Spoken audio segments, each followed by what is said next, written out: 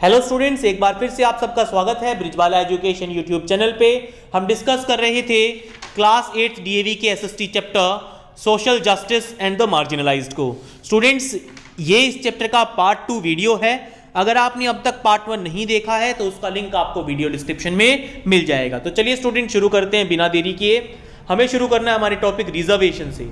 देखिए, even during the national movement The plight of the backward sections of society was a matter of great concern.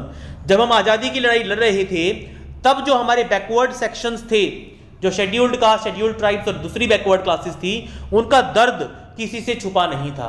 India का हर citizen ये जानता था कि इनके साथ एक्सप्लॉयटेशन हुआ है, इनके साथ डिस्क्रिमिनेशन हुआ है और ये मार्जिनलाइज सेक्शन है सोसाइटी के। इसीलिए कॉन्स्टिट्यूशन मेकर्स ने, कॉन्स्टिट्यूशन बनाने वालों ने रिजर्वेशन का एक प्रोविजन बनाया, रिजर्वेशन का एक कानून बनाया, ताकि पुराने टाइम से जो ओप्रेस्ड और मार्जिनलाइज सेक्शंस हैं, जो पिछड़ा वर्ग है हमारी सोसाइटी का, जिनको वो रिस्पेक्ट कभी नहीं मिली जो उनको मिलनी चाहिए थी, जिनको वो इक्वालिटी नहीं मिली जो उनको मिलनी चाहिए थी, उसके लिए उन्होंने रिजर्वेशन रखा। अब रिजर्वेशन किस तरीके से काम करता है स्टूडेंट्स, ये बहुत सारे बच्चों को नहीं पता होता, मैं आपको समझाता हूं। देखिए, मैं आपको गवर्नमेंट जॉब का एग्जांपल लेके समझाता हूं। मान लीजिए कि गवर्नमेंट ने 100 जॉब्स निकाली, किसी भी मामले मान लीजिए टीचर्स की 100 जॉब्स निकाली, तो पहले से हर स्टेट का और सेंट्रल गवर्नमेंट का अपना कोटा होता है। मान लीजिए, मैं मान लूं कि 50% रिजर्व्ड सीट्स हैं और 50% जो सीट्स हैं वो अनरिजर्व्ड सीट्स हैं। इसका मतलब ये हुआ कि जो पहले वाली 50 सीट्स हैं जो अनरिजर्व्ड हैं, जो बैकवर्ड क्लासेस के लिए रिजर्व्ड हैं ये सीट्स, इन सीट्स पे सिलेक्शन हो सकता है सिर्फ शेड्यूल्ड कास्ट, शेड्यूल्ड ट्राइब या फिर अदर बैकवर्ड क्लासेस के लोगों का। और जो बची हुई 50 सीट्स हैं जो कि जनरल कास्ट के लिए हैं, इन 50 सीट्स पे कोई भी आ सकता है। मान लीजिए कि हमें 100 टीचर्स का सिलेक्शन करना था और हमने सिलेक्शन किया उन टीचर्स का जिनको 200 से ज्यादा मार्क्स मिले टेस्ट में, मान लीजिए। तो होगा क्या, मान लीजिए किसी बैकवर्ड क्लास वाले बंदे ने 200 से ज्यादा मार्क्स हासिल कर लिए, तो उसको यहां से जनरल कैटेगरी से सीट मिलेगी। यानी हम ये कह सकते हैं कि जो 100 में से 50 सीट्स हैं ये तो सबके लिए हैं, इसमें कोई भी आ सकता है। जनरल कास्ट के लोग भी आ सकते हैं, बैकवर्ड क्लासेस भी आ सकती हैं, शेड्यूल्ड कास्ट भी आ सकती हैं, शेड्यूल्ड ट्राइब्स भी आ सकती हैं, और जो बची हुई 50 सीट्स हैं ये सिर्फ बैकवर्ड क्लासेस को ही मिलेंगी। ये सीट्स सिर्फ बैकवर्ड क्लासेस, शेड्यूल्ड कास्ट या शेड्यूल्ड ट्राइब्स को ही मिलेंगी। इस तरीके से हमारा सिस्टम काम करता है। आईआईटीज में, नीट्स में बहुत सारे एग्जाम्स ऐसे हैं जहां पे शेड्यूल्ड कास्ट के लिए, शेड्यूल्ड ट्राइब्स के लिए और बैकवर्ड क्लासेस के लिए सीट्स रिजर्व्ड होती हैं। ठीक है, जनरल कास्ट के लिए सीट्स इतनी आसानी से नहीं मिल पाती हैं। आगे देखिए, जो अंडर प्रिविलेज्ड और अंडर रिप्रेजेंटेड सोसाइटी के मेंबर्स हैं, उनको इक्वल अपॉर्चुनिटी चाहिए, उनको बराबर मौके मिलने चाहिए सरकार में। देश को बनाने में उनकी भी उतनी ही भागीदारी होनी चाहिए जितनी कि बाकी कास्ट की है। The affirmative action of reservation was introduced. Affirmative का मतलब ये काफी पॉजिटिव था, ये एक्शन काफी पॉजिटिव था, क्योंकि जिनके साथ आजादी से पहले बुरा हुआ है, आजादी के बाद हमने उनको कुछ एक्स्ट्रा बेनिफिट्स दिए ताकि वो दूसरे कास्ट के साथ मिलके चल सकें। पब्लिक सेक्टर में, पब्लिक सेक्टर का मतलब होता है सरकारी, पब्लिक सेक्टर यूनिट्स में, गवर्नमेंट यूनिट्स में, सिविल सर्विसेज में, यूनियन सिविल सर्विसेज में और स्टेट सिविल सर्विसेज में, गवर्नमेंट डिपार्टमेंट्स में, एजुकेशनल इंस्टीट्यूशंस में बहुत सारी सीट्स को रिजर्व्ड रखा जाता है शेड्यूल्ड कास्ट, शेड्यूल्ड ट्राइब्स और अदर बैकवर्ड क्लासेस के लिए। इन सीट्स पे कोई भी जनरल कैटेगरी का बंदा सिलेक्शन नहीं करवा सकता, चाहे ये खाली ही क्यों ना रह जाए। गवर्नमेंट ऑफ इंडिया ने बहुत सारे कंक्रीट स्टेप्स लिए हैं सोशल जस्टिस इंश्योर करने के लिए और सोसाइटी में फैलने वाली इनइक्वालिटीज को दूर करने के लिए, जैसे कि रिजर्वेशन पॉलिसी को स्ट्रिक्टली लागू करना।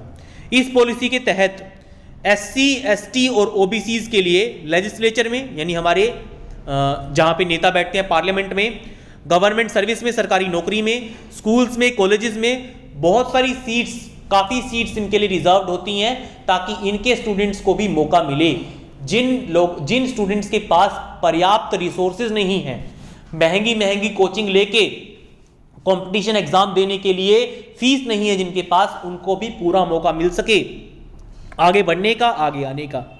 इसके अलावा बहुत सी गवर्नमेंट जॉब्स में एज रिलैक्सेशन दिया जाता है। एज रिलैक्सेशन का मतलब अगर जनरल कास्ट के लोगों के लिए मैक्सिमम एज 32 है तो ओबीसीज एससी एसटीज के लिए वो एज ज़्यादा होगी, 37 होगी या 42 होगी, उनको 5 या 10 साल तक का एज रिलैक्सेशन बहुत सारी सरकारी नौकरियों में दिया जाता है।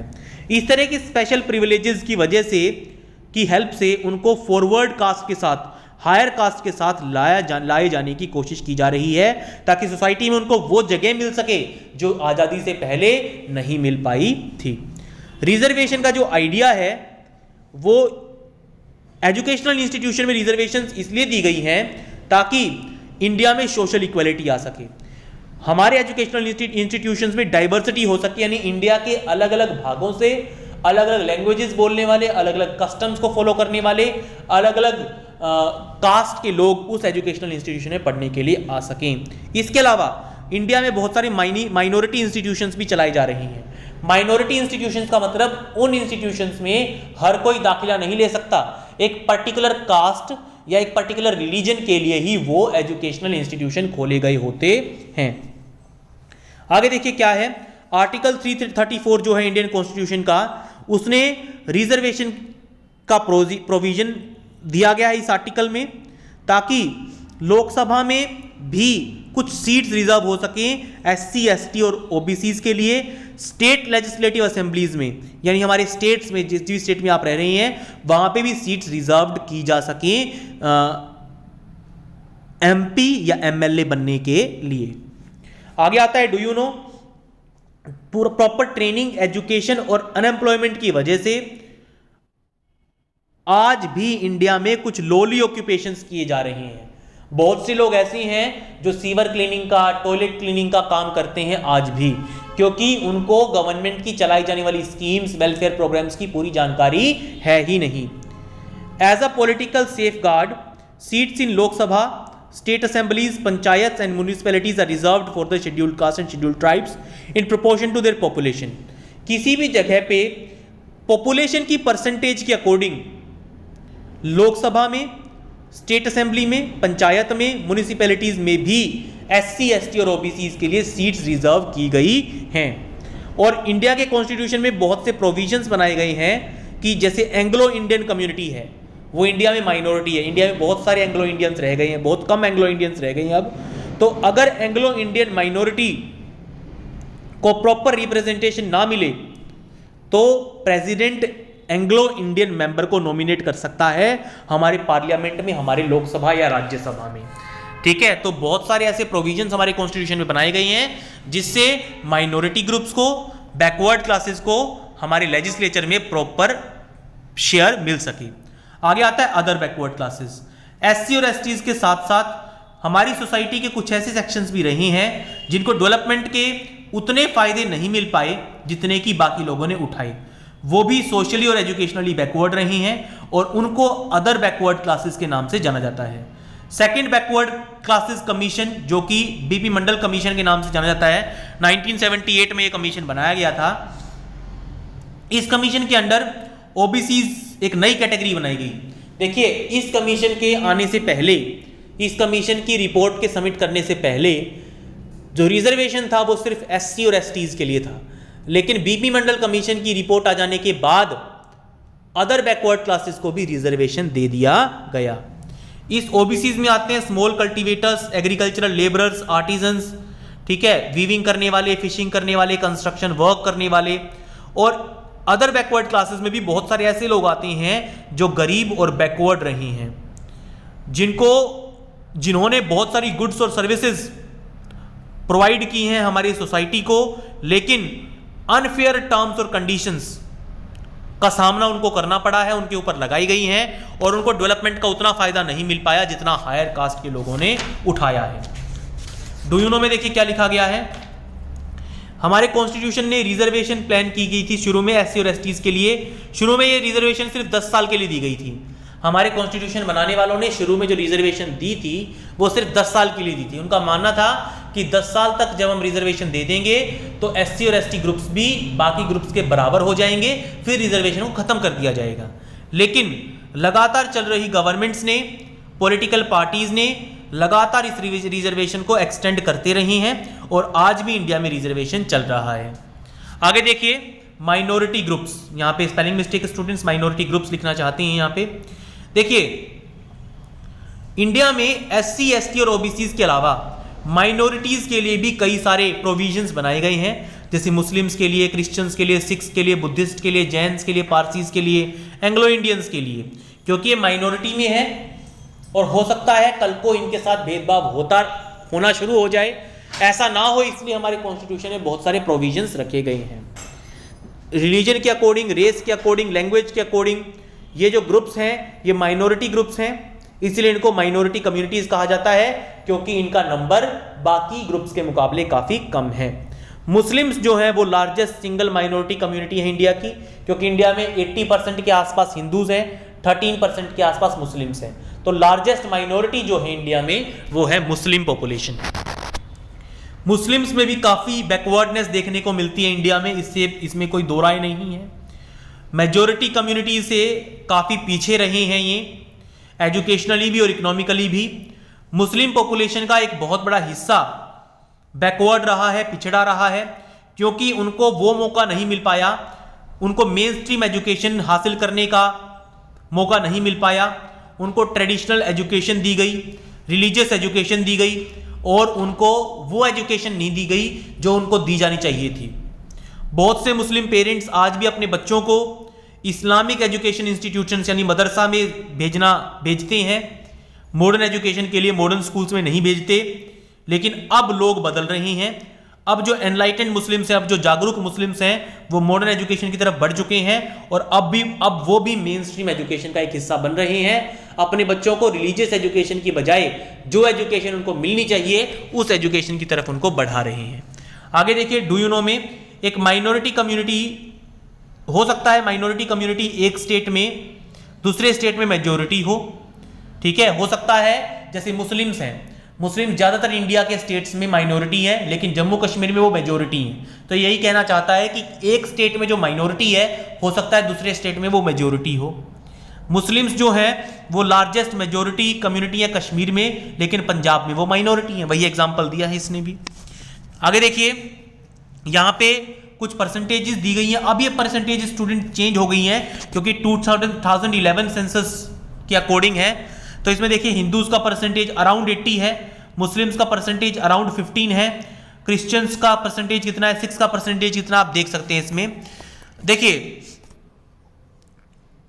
It gives you an insight into the need for all minorities to have a rightful share in the benefits of development. देखिए, माइनॉरिटीज की भी अपनी जरूरतें होती हैं। डेवलपमेंट के जो प्रोग्राम सरकार चला रही है उनमें माइनॉरिटी सेक्शंस को भी अपना हिस्सा मिलना चाहिए। उनको आइसोलेट नहीं किया जाना चाहिए, उनको सोसाइटी के बाहर रहने के लिए मजबूर नहीं किया जाना चाहिए। माइनॉरिटीज को भी पूरा मौका मिलना चाहिए कि वो हार्मनी के साथ यानी प्यार भावना के साथ रहें, कोऑपरेट करें और देश के विकास में भागीदार बने। और उनको ये एहसास ना करवाया जाए कि वो हमारे देश से अलग हैं, बल्कि उनको ये एहसास करवाया जाए कि हम सब मिलके इंडिया का एक इंपॉर्टेंट पार्ट हैं। इससे इंडिया का जो कंपोजिट कल्चर है वो और ज्यादा यूनाइटेड होगा। इंडिया में दंगे कम होंगे, प्यार की भावना, भाईचारे की भावना ज्यादा होगी। प्रोग्रेस के जो बेनिफिट्स हैं, डेवलपमेंट के जो बेनिफिट्स हैं, उनको इस तरीके से डिस्ट्रीब्यूट किया जाना चाहिए कि सिर्फ क्रीमी लेयर जो है, SC, ST और OBCs में जो क्रीमी लेयर है उन तक ही नेशनल रिसोर्सेज का फायदा ना पहुंचे। देखिए, क्रीमी लेयर क्या होती है? क्रीमी लेयर कहा जाता है SC, ST और OBCs के उन लोगों को जो अपने आप को सोशली इकोनॉमिकली फिट बना चुके हैं, हायर कास्ट के बराबर आ चुके हैं। यानी SC, ST और OBCs में जो पढ़े लिखे होते हैं, वेल टू डू होते हैं, रिच होते हैं, उनको क्रीमी लेयर कहा जाता है। बहुत बार ऐसा होता है कि सरकार की चलाई जाने वाली वेलफेयर स्कीम्स का फायदा SC और ST और OBCs की क्रीमी लेयर उठा जाती है और असल में जो डाउन ट्रोडन और मार्जिनलाइज लोग हैं उन तक फायदा पहुंचता ही नहीं है। इसीलिए सरकार के तय किए गए डेवलपमेंट गोल्स को, डेवलपमेंट प्रोग्राम्स को इक्वली डिस्ट्रीब्यूट किया जाना चाहिए ताकि हम एक जस्ट और इक्विटेबल सोसाइटी का निर्माण कर सकें। क्रीमी लेयर जो टर्म है वो वेल्दी और एजुकेटेड मेंबर्स के लिए यूज की जाती है, बैकवर्ड क्लासेस के, मैं ऑलरेडी बता चुका हूं। अक्सर ये आर्ग्यूमेंट्स दी जाती हैं कि उनको रिजर्वेशन का बेनिफिट नहीं मिलना चाहिए। बहुत से लोग ये आर्ग्यूमेंट करते हैं कि जो क्रीमी लेयर है उनको रिजर्वेशन के बेनिफिट्स नहीं मिलने चाहिए क्योंकि वो एजुकेशनली, सोशली और इकोनॉमिकली हायर कास्ट के बराबर आ चुके हैं। ठीक है, तो इसको लेके रिजर्वेशन पे इसको लेके काफ़ी सारे जो हैं मंत्रणाएं चलती रहती हैं लगातार। माइनॉरिटीज़ को भी उनका प्रॉपर पोजीशन मिलनी चाहिए सोसाइटी में, उनके साथ कोई किसी तरह का डोमिनेशन, किसी तरह का डिस्क्रिमिनेशन नहीं होना चाहिए। बहुत बार ऐसा होता है कि माइनॉरिटी कम्युनिटी थ्रेटन्ड फील करती है, डरी हुई फील करती है मेजॉरिटी कम्युनिटी की वजह से। इंडिया में बहुत सारे ऐसे इंस्टेंसेस देखे गए हैं, जैसे जब इंडिया और पाकिस्तान अलग हुआ था तो पाकिस्तान में हिंदू डरे हुए थे, इंडिया में मुस्लिम्स डरे हुए थे क्योंकि दोनों अपनी अपनी जगह माइनॉरिटी थे। कश्मीर में जब रॉयट्स हुए तो वहाँ पे कश्मीरी पंडित डरे हुए थे, हिंदूज डरे हुए थे क्योंकि वो वहाँ माइनॉरिटी में थे। बहुत बार ऐसा होता है कि इनसिक्योरिटी और डिसहार्मनी क्रिएट हो जाती है माइनॉरिटी कम्युनिटी के बीच में। माइनॉरिटी कम्युनिटीज़ को भी ये बात ध्यान में रखनी चाहिए कि डेवलपमेंट तभी हो सकती है जब हर एक इंडियन आपस में हाथ मिलाए और देश को आगे बढ़ाने में सहायक सिद्ध हो। कोई अपने आप को मुस्लिम, हिंदू, जाट, सिख, ईसाई ना बोले, पहले अपने आप को इंडियन माने, तभी इंडिया की डेवलपमेंट पॉसिबल है। मिनिस्ट्री ऑफ माइनॉरिटी अफेयर्स ने बहुत सारी स्कीम्स शुरू की हैं माइनॉरिटी सेक्शंस को के वेलफेयर के लिए, उनके कल्याण के लिए, उनकी भलाई के लिए, उनके फायदे के लिए और उनके राइट्स को प्रोटेक्ट करने के लिए। माइनॉरिटी ग्रुप होने के बावजूद भी सिक्स ने एक बहुत ही इंपॉर्टेंट और एग्जाम्पलरी रोल प्ले किया है इंडिया की तरक्की में। ये सिक्स इंडिया का 4th लार्जेस्ट रिलीजियस ग्रुप है और इंडिया में सिर्फ 2% पॉपुलेशन ही शायद सिख पॉपुलेशन होगी। ठीक है, इतने स्मॉल साइज के बावजूद सिख कम्युनिटी ने बहुत इंपॉर्टेंट रोल्स प्ले किए हैं डिफेंस में, पॉलिटिक्स में, बिजनेस में, स्पोर्ट्स में, बहुत नाम कमाया है। आप भी, अगर आपसे भी पूछा जाए एजुकेशन में, डिफेंस में, पॉलिटिक्स में, बिजनेस में, आप भी जरूर किसी न किसी ऐसे सिख को जानते होंगे जिसने बहुत बड़ा नाम कमाया है। इंडिया एक सेक्युलर कंट्री है। इंडिया के कॉन्स्टिट्यूशन में जो प्रोविजंस हैं, भारत की सरकार के जो कानून हैं, वो हर एक को इक्वल अपॉर्चुनिटीज़ देने के लिए, हर एक को बराबर मौके देने के लिए बनाए गए हैं। हमने जेंडर डिस्क्रिमिनेशन के बारे में पढ़ा, इलिटरेसी के बारे में पढ़ा, बच्चों में जो माल न्यूट्रिशन होता है उसके बारे में पढ़ा। ये बिल्कुल सही है कि इक्वलिटी सबसे पहली ज़रूरत है डेमोक्रेसी के लिए। अगर आप एक डेमोक्रेटिक सोसाइटी बनाना चाहते हैं, तो अगर आप एक डेमोक्रेटिक कंट्री बनाना चाहते हैं तो आपको सबसे पहले सोसाइटी में इक्वलिटी लानी होगी। लेकिन equality of status, equality of opportunity हमेशा नहीं रही है इंडिया में, लेकिन कोशिशें लगातार जारी रही हैं। हमेशा कोशिशें हमें करती रहनी चाहिए SC, ST, OBC, minority, women और चिल्ड्रन के डिग्निटी को रिस्टोर करने के लिए। उनको वो रिस्पेक्ट मिलनी चाहिए। ये हमसे पूछ रहा है क्या उनको वो रिस्पेक्ट मिली है आज तक, और अगर नहीं मिली है तो हमें कोशिश करनी चाहिए और उनको वो रिस्पेक्ट देनी चाहिए। हर एक इंडियन को आपस में मिलजुल के काम करना चाहिए ताकि डिस्क्रिमिनेशन खत्म की जा सके, डेप्रीवेशन खत्म की जा सके और सोशल और इकोनॉमिक जस्टिस हर किसी को, हर इंडियन को मिल सके। डेमोक्रेटिक गवर्नमेंट की, हमारे देश की सरकार की पहली ड्यूटी है कि डेवलपमेंट का फ़ायदा सोसाइटी की हर सेक्शन को मिले। ऐसे स्टेप्स लगातार लिए जाने चाहिए जिसके ज़रिए डेवलपमेंट हो सके और अपलिफ्टमेंट हो सके उन सेक्शंस ऑफ द सोसाइटी का जिनका अपलिफ्टमेंट आज तक नहीं हो पाया है। हर तरह की इनइक्वालिटीज़ को दूर किया जाना चाहिए। ठीक है, एक इगलिटेरियन सोसाइटी बनाने की कोशिश की जानी चाहिए जहाँ सोशली, इकोनॉमिकली, एजुकेशनली सब बराबर हों। काफ़ी प्रोग्रेस किया है हमने पिछले कुछ सालों में डाउन ट्रोडन विमेन की अपलिफ्टमेंट में, सोशली, इकोनॉमिकली और एजुकेशनली बैकवर्ड सोसाइटी की अपलिफ्टमेंट में काफ़ी इंप्रेसिव हमने काम किया है। लेकिन हम आज तक वहाँ नहीं पहुँच पाए हैं जहाँ तक हमने पहुँचने का सपना देखा था। यानी जस्ट एंड इक्विटेबल सोसाइटी आज भी पूरे तरीके से नहीं बन पाई है। लेजिस्लेचर और जुडिशरी को आपस में कोऑपरेट करके काम करना चाहिए ताकि पूरी पॉपुलेशन का फायदा हो सके, ना कि किसी ग्रुप का। नेताओं को भी अपने भाषणों में, अपने इलेक्शंस में ध्यान रखना चाहिए कि वोट इंडियन से मांगे, किसी पर्टिकुलर कास्ट से नहीं। हम ये आशा करते हैं कि जो जिस बदलाव की शुरुआत हुई है, जिन पॉजिटिव चेंजेस की शुरुआत हुई है इंडिया में, वो लगातार होते रहेंगे। सोशल जस्टिस और इक्वल अपॉर्चुनिटीज सबको मिलेंगी। हमें ये याद रखना चाहिए कि कोई भी सेक्शन हमारी सोसाइटी का बैकवर्ड ना रहने पाए। हमें प्रॉपर अपॉर्चुनिटीज और प्रॉपर फैसिलिटीज हर किसी को प्रोवाइड करनी है, ठीक है, ताकि सारे देश की डेवलपमेंट में अपनी भागीदारी दे सकें। डू यू नो में देखिए क्या है, the existence is expression of social diversity is quite desirable in a democracy, but sometimes the social differences like gender, religion and caste can take the form of social divisions and inequalities.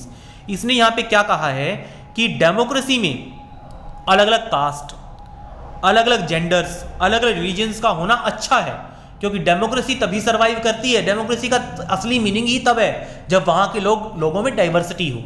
लेकिन कई बार अलग अलग cast के, अलग अलग religion के लोग आपस में उलझ भी पड़ते हैं, इनइक्वालिटी भी क्रिएट हो जाती है।